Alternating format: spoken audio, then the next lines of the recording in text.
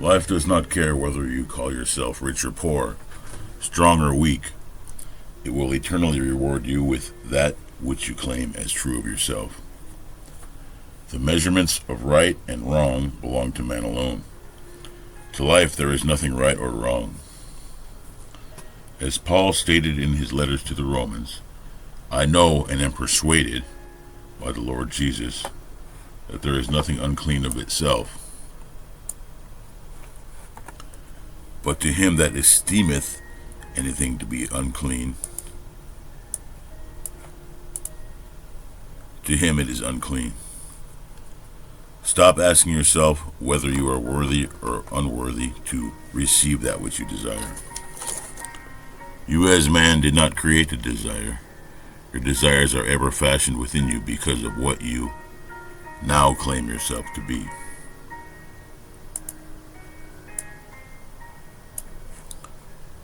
When a man is hungry without thinking, he automatically desires food. When imprisoned, he automatically desires freedom, and so forth. Your desires contain within themselves the plan of self-expression. So leave all judgments out of the picture and rise in consciousness to the level of your desire, and make yourself one with it by claiming it to be so now. For my grace is sufficient for thee, my strength is made perfect in weakness. Having faith in this unseen claim until the conviction is born within you that it is so. Your confidence in this claim will pay great rewards. Just a little while and he, the thing desired, will come. Without faith, it is impossible to realize anything. Through faith, the worlds were framed, because faith is the substance of the things hoped for, the evidence of the things not seen yet.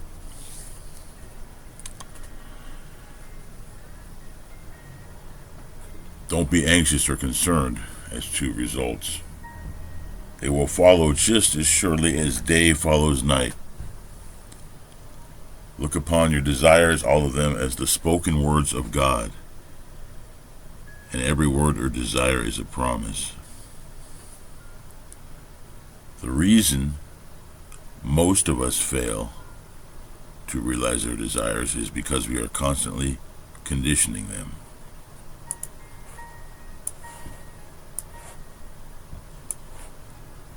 Do not condition your desire. Just accept it as it comes to you. Give thanks for it to the point that you are grateful for having already received it. Then go about your way in peace. Such acceptance of your desire is like dropping seed, fertile seed, into prepared soil. For when you can drop the thing desired in consciousness, confident that it shall appear, you have done all that is expected to you. But to be worried or concerned about the how of your desire, maturing, is to hold these fertile seeds in a mental grasp, and therefore never to have dropped them in the soil of confidence. The reason men condition their desires is because they constantly judge. The reason men condition their desires is because they constantly judge after the appearance of being and see the things as real, forgetting that the only reality is the consciousness backing them. To see things as real is to deny that all things are possible. The man who is imprisoned and sees his four walls as real is automatically denying the urge or promise of God. The man who is in prison and sees his four walls as real is automatically denying the urge or promise of God within him of freedom. A question often asked when this statement is made us: if one's desire is a gift of God, how can you say that if one desires to kill a man, that such a desire is good and therefore God sent?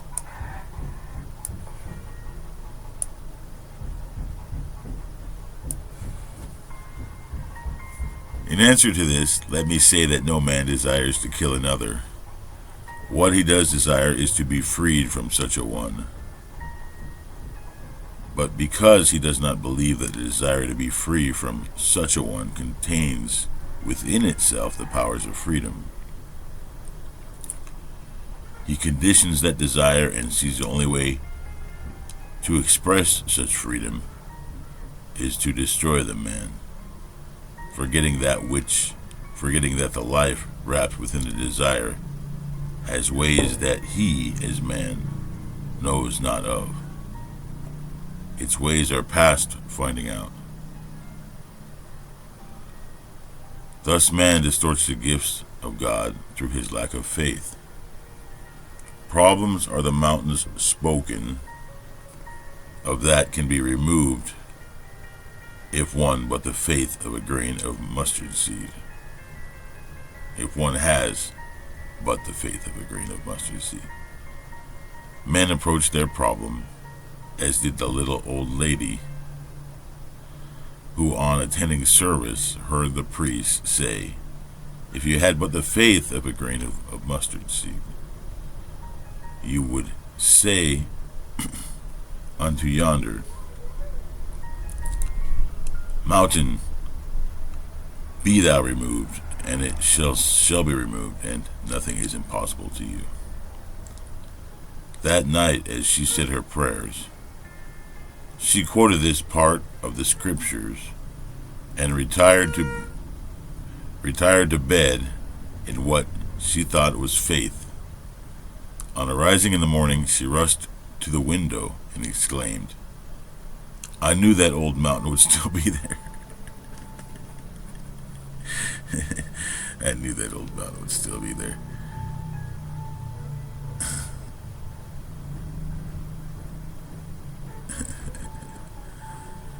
For this is how man approaches his problem. He knows that they are still going to confront him, and because life is no respecter of persons and destroys nothing, it continues to keep alive that which he is conscious of being.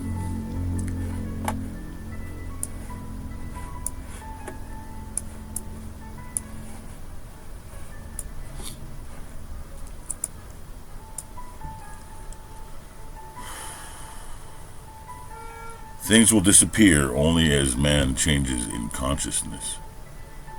Deny it if you will, it still remains a fact that consciousness is the only reality, and things but mirror that which you are in consciousness. So the heavenly state you are seeking will be found only in consciousness, for the kingdom of heaven is within you. As the will of heaven is ever done on earth, you are today living in the heaven that you have established within you. For here on this very earth, your heaven reveals itself. The kingdom of heaven really is at hand. Now is the accepted time. So create a new heaven, enter into a new state of consciousness, and a new earth will appear. The former things shall pass away. They shall not be remembered, not come into mind anymore. For behold, I, your consciousness, come quickly, and my reward is with me. I am nameless, but will take upon myself every name that you call me. Remember, it is you, yourself, that I speak of as me. So every conception that you have of yourself, that is every deep conviction you have of yourself,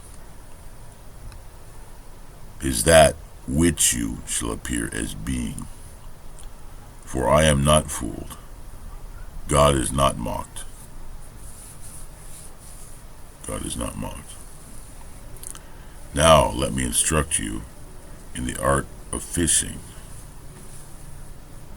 It is recorded that the disciples fished all night and caught nothing. Then Jesus came upon the scene and told them to cast their nets in once more into the same waters that only a moment before were barren, and this time their nets were bursting with the catch.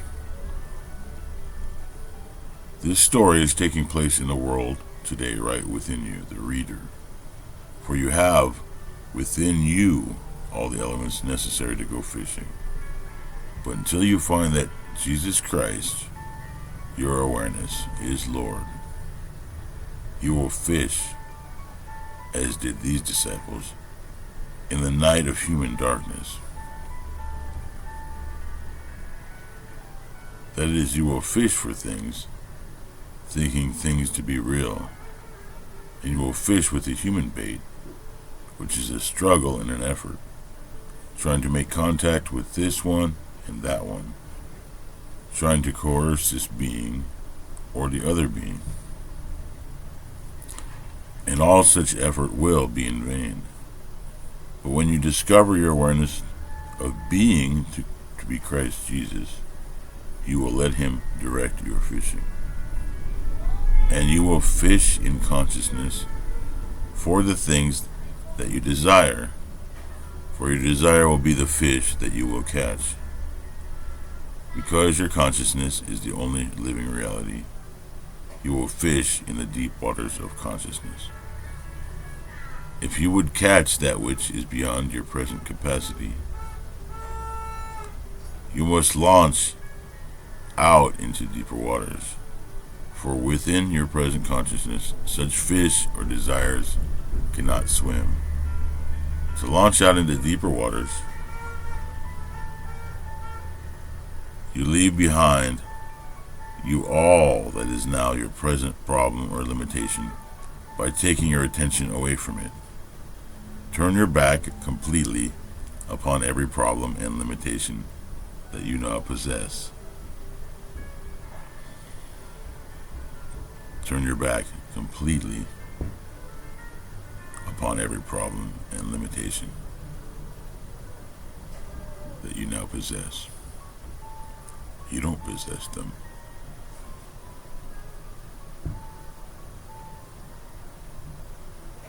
Turn your back. Dwell upon just being by saying, I am, I am, I am, to yourself. To yourself. Continue to declare to yourself that you just are. Do not condition this declaration. Just continue to feel yourself to be. Without warning, you will find yourself slipping the anchor that tied you to the shallow of your problem. And you'll find yourself moving out into the deep. This is usually accompanied with the feeling of expansion. You will feel yourself expand as though you were actually growing. Don't be afraid, for courage is necessary. You are not going to die to anything by your former limitations, but they are going to die as you move away from them.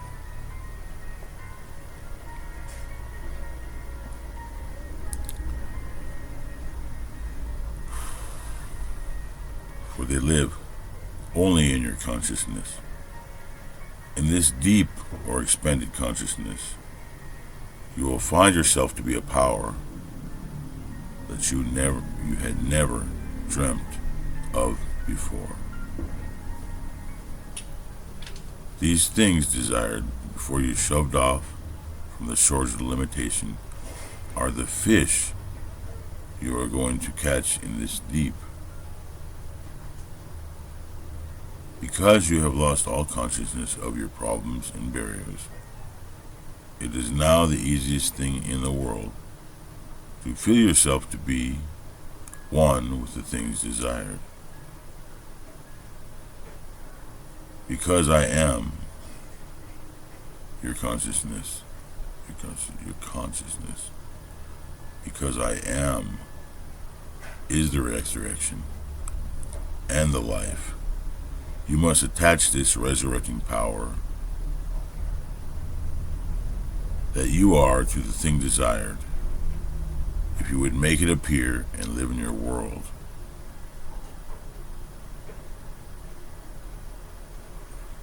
Now you begin to assume the nature of the thing desired by feeling. I am wealthy, I am free, I am strong. When these fields are fixed within yourself, your formless being will take upon itself the forms of the things felt. You become crucified upon the feelings of wealth, freedom, and strength. Remain buried in the stillness of these convictions. Then as a thief in the night, and when you least expect it, these qualities will be resurrected in your world as living realities.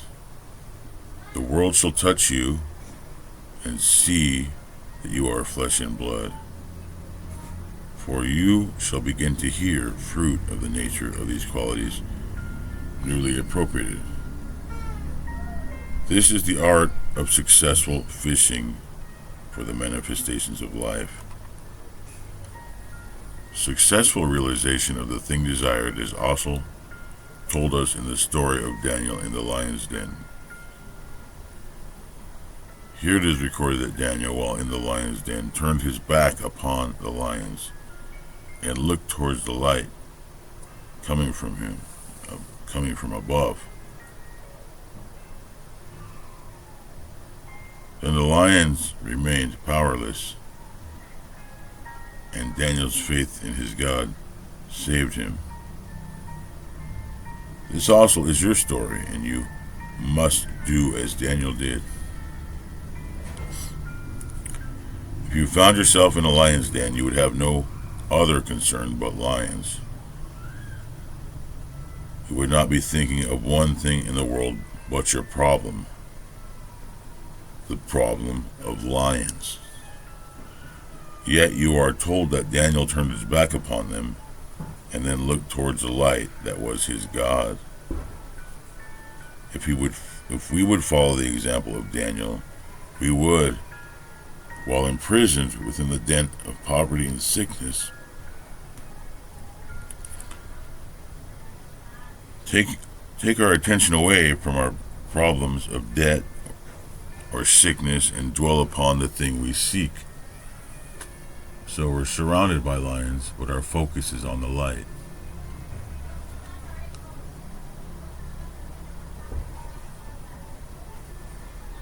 And I'm staring into the sky through a closed window right now, thinking about that. Almost finished reading here. I think I hear rain coming.